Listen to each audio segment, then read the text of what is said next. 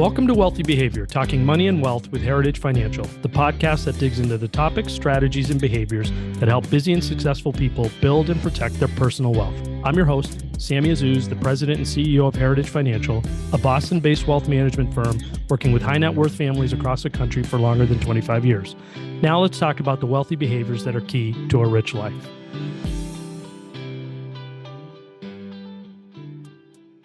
Welcome to the January 2025 investment edition of the Wealthy Behavior Podcast, where I talk to Heritage Financial's Chief Investment Officer, Bob Weiss, about what's going on in the markets and investment universe that we think you need to know right now. Bob, Happy New Year. Happy New Year, Sammy. I think investors will be sad to see 2024 go, which I know that you're going to touch on as we kind of recap what happened last year before looking forward to next year. But 2024 was a good year for people who were fully invested. Yeah, 2024 was a good year, as was 2023. So we've had back-to-back really strong years for investors. So want to dig into the details? Yeah, we'll run right through it. So just looking at returns, index returns for 2024, just read off a few major indices. So MSCI USA, so US stock market up 24.58% in 2024, so about 25% from US stocks. Looking at foreign stocks, so developed international markets, the MSCI World ex-USA, 4.7%. So definitely lagging compared to the US, up 4.7, still positive, but certainly not 25%. Emerging markets did a little better. MSCI Emerging Markets up 7.5%. And then what's interesting, the Bloomberg US Aggregate Index was only up 1.25%. That's bonds. Bonds, yes. The U.S. investment grade bond market up 1.25. It had been up much higher for the year in the 5-6% range. And then in the fourth quarter, interest rates rose and bond prices declined. So that came in, closer to flat for the year. Wrapping up global equities, so the MSCI ACWI, All Country World Index, which is really a mix. It's about 60+% US. It includes developed international, includes emerging markets. So if you want one number for global stocks, that's what we look at. MSCI ACWI, 17.5%. And that's what you look at the most, right, Bob? Just based on the fact that we think people should be global stock market investors. So, very strong year, just, I guess, a disappointing end for fixed income toward the end of the year. I know those numbers were looking better throughout the calendar year, which gets us to, the season where the calendar turns and you start to see kind of market outlooks beyond the recaps of the last year, and everybody's kind of putting out what they think is going to happen, this year or in the next few years. And you and I have reviewed quite a few of those outlooks. We've talked about them. We have our own kind of investment outlook process. What are you seeing in these outlooks, and what would you take away from them if you were talking to individual investors?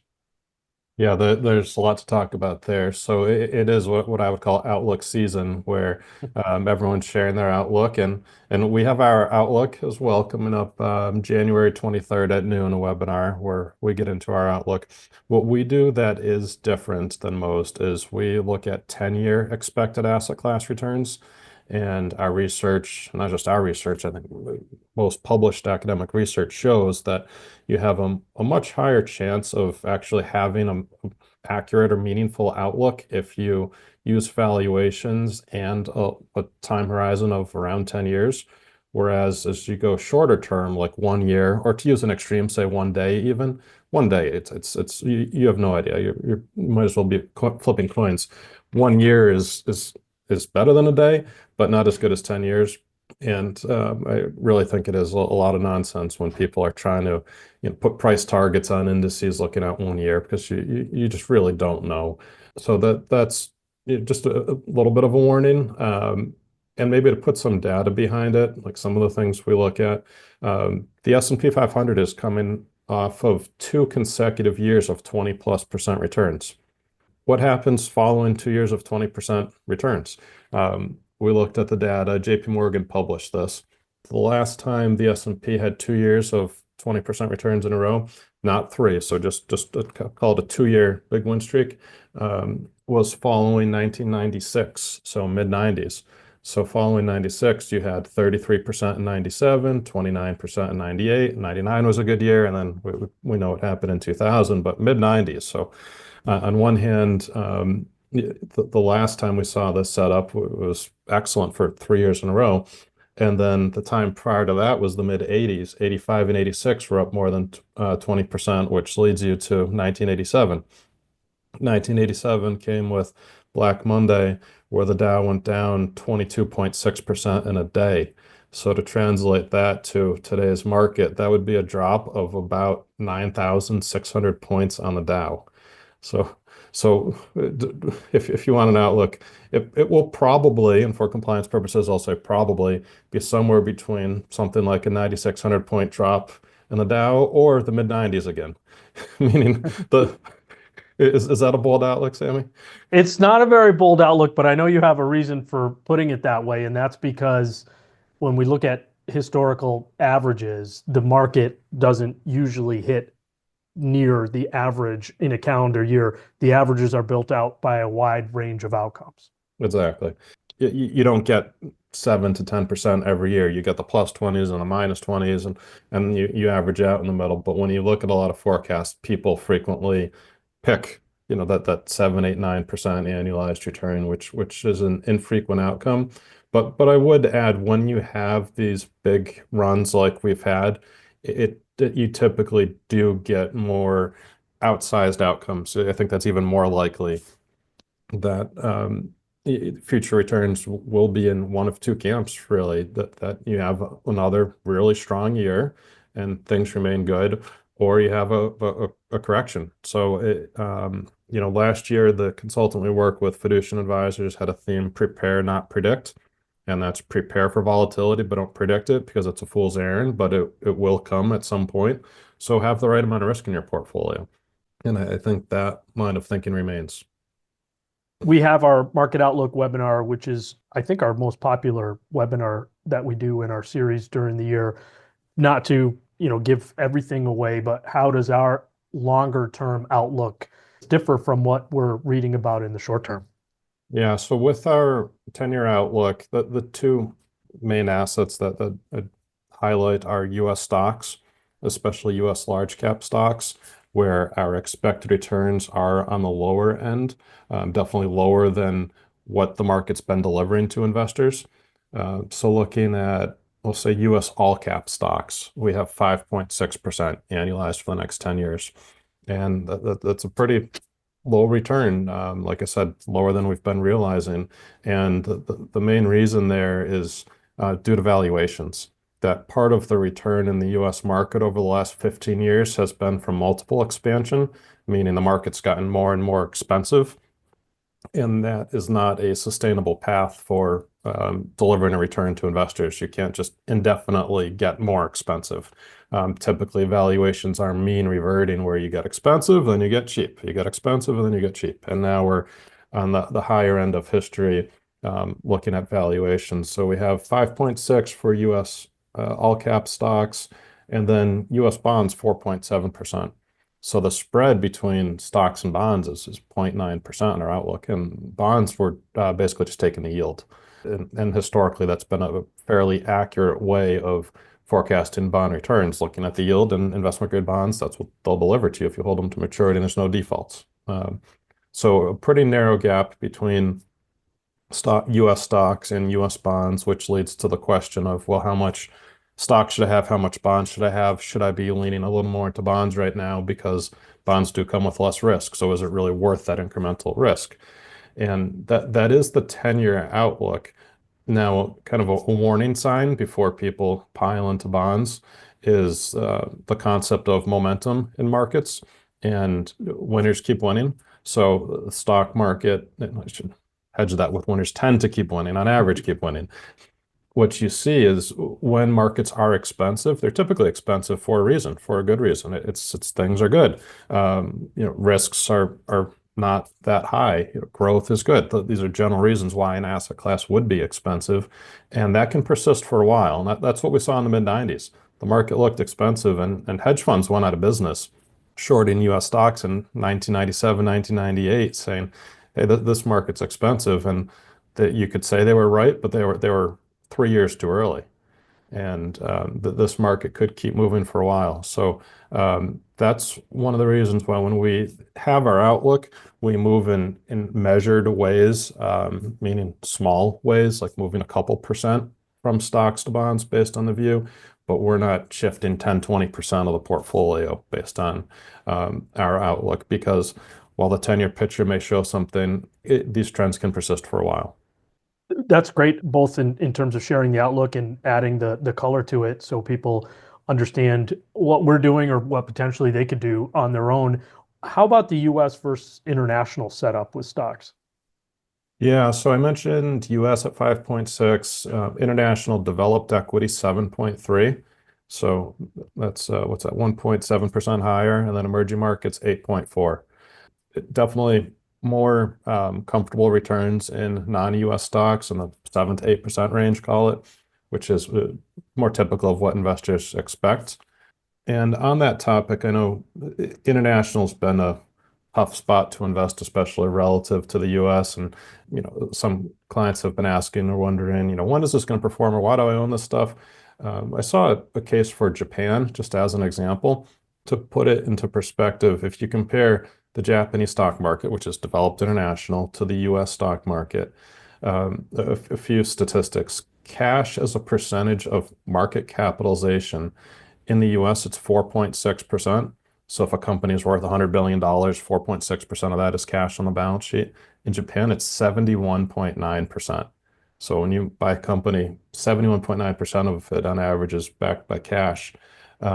Share of companies trading below book value in the US, it's 4%. In Japan, it's 45%. So 45% of companies are below book value, which if the book is real, then in theory, you could buy the company and liquidate it. And if you buy below book, there's a profit there. That's, classic value investing.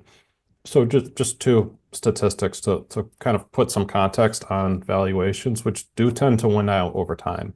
That you buy something cheap, and as an investor, you get rewarded, you pay up and overpay, and that typically doesn't work out as well.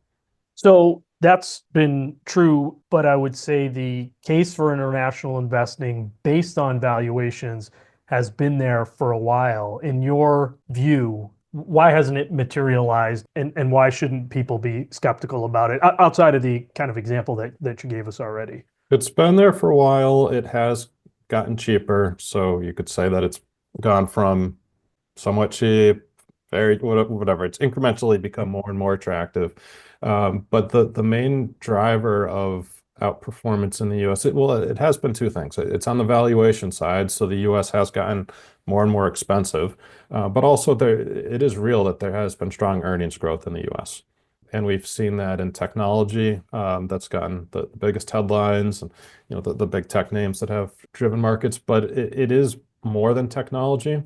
Like in the financial sector, it's been strong in the US. If you compare, say, US to Europe in financials, think about European financials. Credit Suisse and Deutsche Bank have not been good places to invest, whereas the US banks have done well. So overall, the US economy has been strong. US companies have done well. Labor productivity in the US has increased at a healthy rate. So there's a lot of reasons why the US has done well for a while.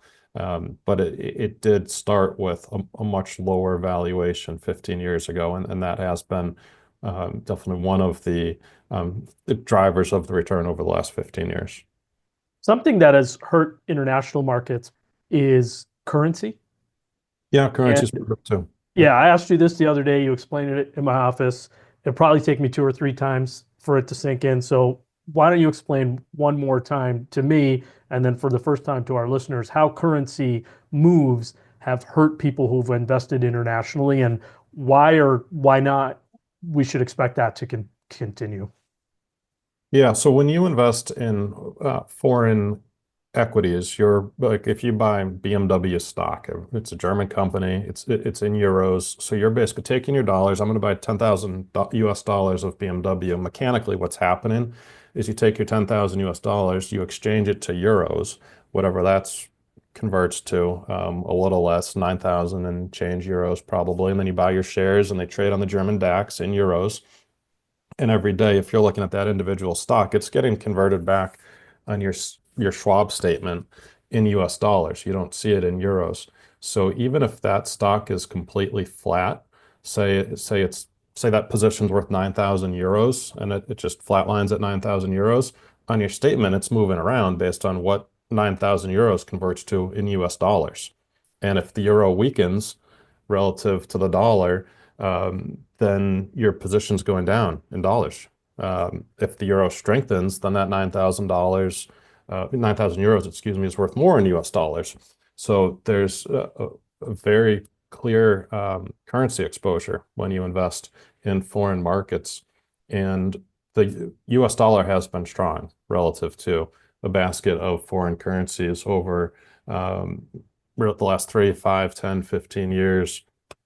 For people who are more familiar with the euro, it's about on parity with the dollar now. So 1 euro buys $1.03. So they're pretty close to 1 to 1.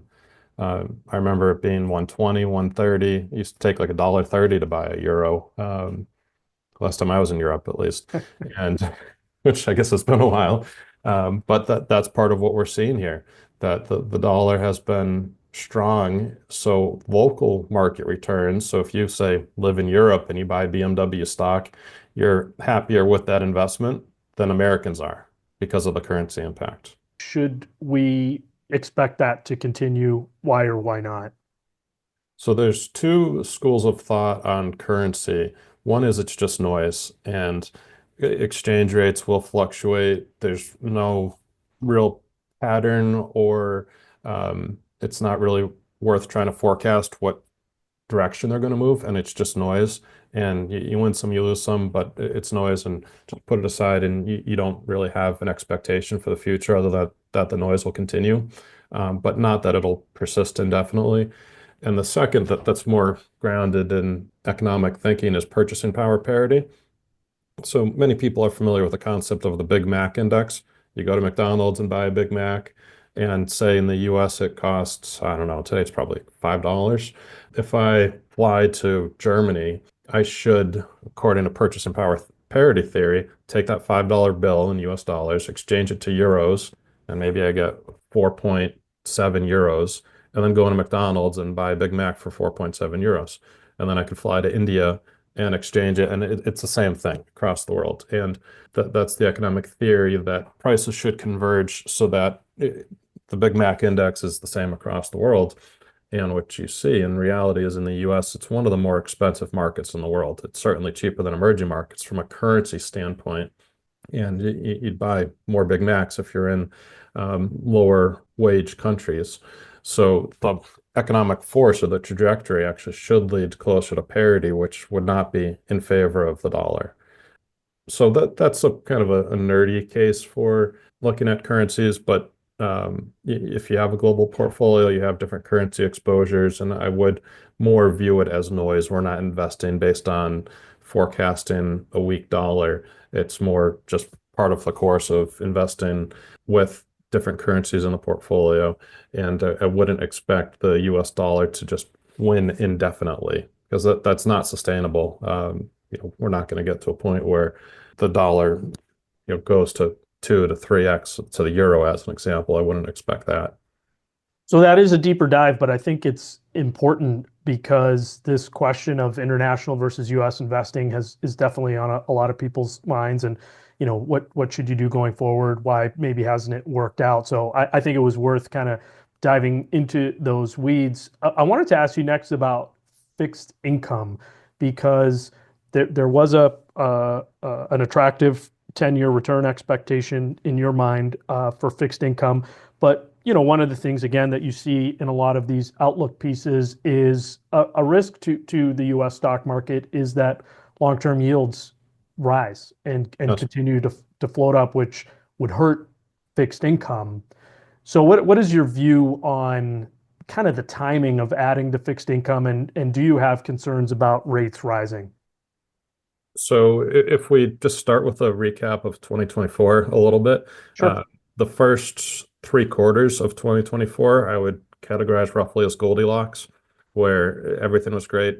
You had an accommodative Fed, The US stock market was doing well, international stocks doing well, bonds are doing well, inflation was coming down. And then it really started before the election, but things started to reverse where the Fed became a little more concerned about inflation. And then we had the election outcomes, which led to even more concerns about inflation. And in the last quarter or so of 2024, it went from everything doing well to really only US stocks doing well. Bonds went down, international went down, and that is partly from the market pricing in elevated concerns about inflation. And that takes us to where we are today, that those concerns remain. One of them gets to the market interpreting President Trump's policies that very well could be inflationary. They could be stimulative to growth, which is can be good for U.S. stocks, but they can also be inflationary, which can be bad for bonds. So we've seen inflation gradually come down, but it has been kind of stuck around 3%, and the Fed wants to get it to 2, and that last 1% is proven to be harder than they expected. So where that leads us as far as the bond question is, yes, a 4.7% expected return in bonds is good, but there are risks on both sides. If inflation does remain at 3, or if it even increases, say, back to 4 or higher, we could see higher rates, and the Fed would do their job trying to fight inflation. So we're not out of the woods there yet. As far as our outlook, you'll probably be hearing us talking about increasing inflation protection. So a typical portfolio has, people talk about like the 60-40, 60 stock, 40 bond. We also have a third pillar, real assets, that are there for dedicated inflation protection, because bonds typically don't give you inflation protection. Stocks kind of do, but it's not that simple. In some cases, they can pass on inflation protection like through higher prices, but having some inflation protection to go with your bonds is how we answer that. Right. I appreciate that overview, Bob. And I'm going to pivot from investing for a minute to end the podcast and put you a little bit on the hot seat personally. You recently purchased a Tesla Cybertruck. Oh no. Yes, which is a very polarizing vehicle when people look at it. And it's not your first Tesla. So I wanted to hear, and I think people would be interested to hear, what are your review of your Cybertruck? Oh, we're What do you going there. like Okay. about it? Are you aware of how interesting it looks and what virtues offset that? Well, I can tell you my wife hates the way it looks, but I got her on board after we went for a test drive. And I mean, just stepping back, first, we have solar panels on the roof, 38 solar panels. So I do believe in, being green. And we got our first Tesla Model Y a few years ago, and we love the technology. The full self-driving is really impressive. The app, if I'm leaving the office, I can just pick up my phone and, turn the heat on and heat the seats and steering wheel, and car's warm for you.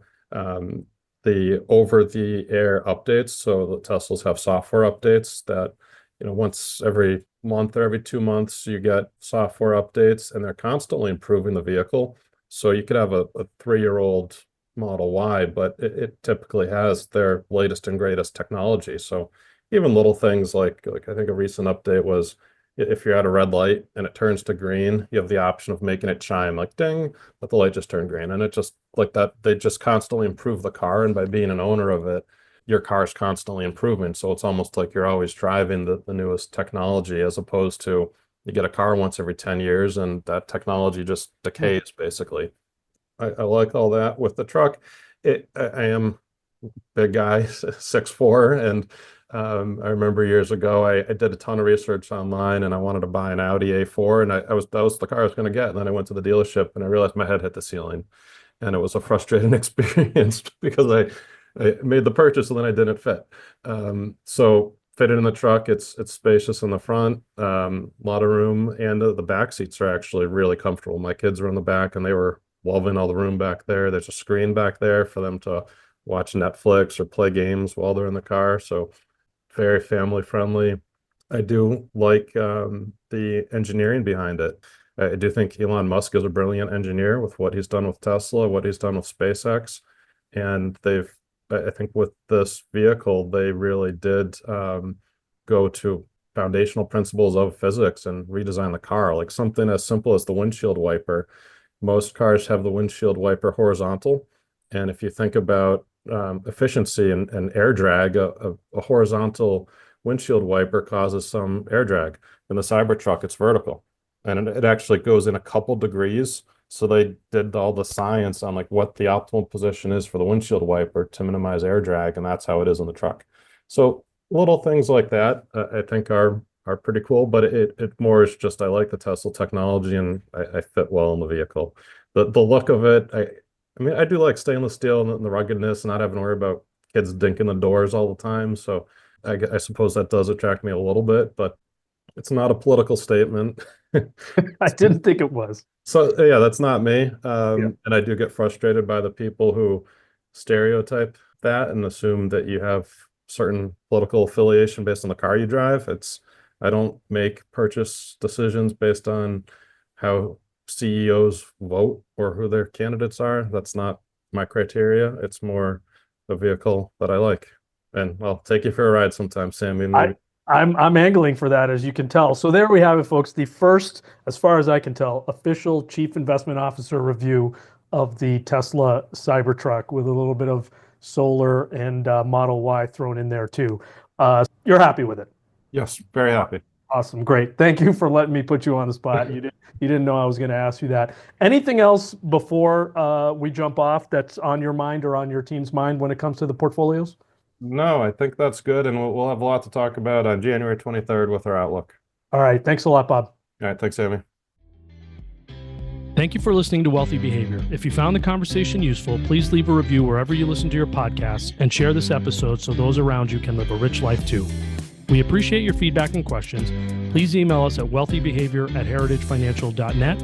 For more insights, subscribe to our weekly blog at heritagefinancial.net and follow us on Facebook, Twitter, and LinkedIn. Check out my personal finance blog at thebostonadvisor.com. Wealthy Behavior is produced by Kristen Kastner and Michelle Kakanis.